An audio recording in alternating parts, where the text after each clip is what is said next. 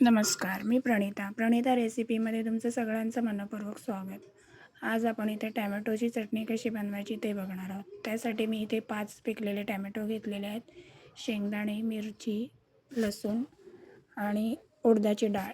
ती बिना सालवाली उडदाची डाळ होती. टॅमॅटो इथे आपल्याला रफ चॉप करून घ्यायचा आहे. इथे मी एक पॅन ठेवला आहे, त्याच्यावर आपल्याला तेल थोडं गरम करून घ्यायचं आहे. तेल गरम झालं की त्यामध्ये आपल्याला उडदाची डाळ घालायची आहे. उडदाची डाळ थोडीशी रोस्ट करून घ्यायची आहे, थोडं कलर चेंज होईपर्यंत. आणि ही चटणी अप्रतिम लागते. तुम्ही इडलीबरोबर, डोस्याबरोबर खाऊ शकता आणि झटपट होते. खूप काही वेळ लागत नाही या चटणीला. फक्त इन्ग्रेडियंट्स रोस्ट झाले आणि थंड झाले की ग्राइंड केली की आपली चटणी तडका देऊन रेडी.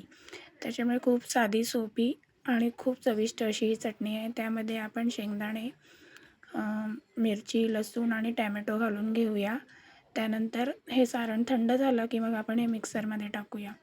त्यामध्ये मी मीठ टाकलं नव्हतं म्हणून वरून मीठ घालते आणि फक्त आपल्याला 2 ते 3 चमचे पाणी, एवढंच पाणी घालायचं आहे. खूप जास्त पाणी घालायची नाही आहे. त्यानंतर हे छान आपल्याला ग्राइंड करून घ्यायचं आहे. त्याची कन्सिस्टन्सी तुम्ही बघू शकता किती आहे. एकदम फाईन पेस्ट झालेली आहे. त्यानंतर आपण एका बोलमध्ये काढून घेऊया आणि आता आपण याला तडका देऊया. तडक्यासाठी मी इथे एक तडका पॅन घेतलेला आहे.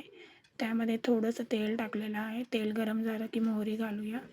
मोहरी छान तडतडली की मग आपण त्याच्यामध्ये लाल मिरची आणि कढीपत्ता घालूया आणि गरम गरम फोडणी आपण त्या टॅमॅटोची चटणी जी बनवली आहे त्यावर टाकून घेऊया. खूप सुंदर लागते. तुम्ही नक्की टेस्ट करा. इडलीसोबत, डोस्यासोबत खूप झटपट होणारी.